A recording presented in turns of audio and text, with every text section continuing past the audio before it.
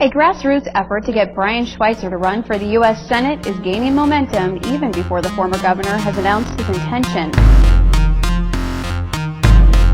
As we've reported, veteran U.S. Senator Max Baucus won't run for re-election, and the draft campaign to convince former Montana Governor Brian Schweitzer to run to replace him is picking up steam. We need Brian to run for the Senate because we need strong Democrats, and he's one.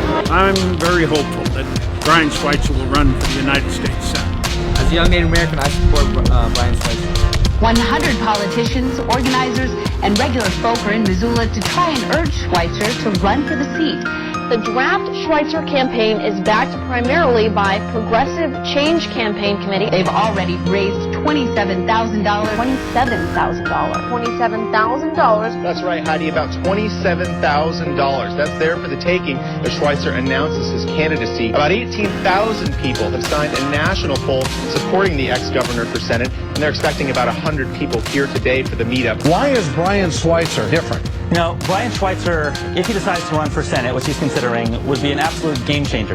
But his bedrock principle is standing up for a little guy against big corporate interests. He supports women's rights, economic development, and a strong healthcare system. When somebody throws BS out there, he'll call it BS. I'm here in front of Montgomery Distillery where the event's being held.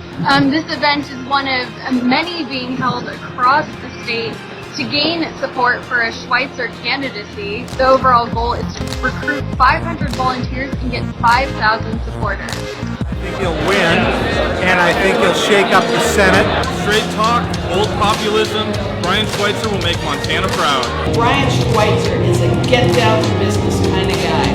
My vote's for Brian, and Brian, I really hope you're going to run. I'll work for you.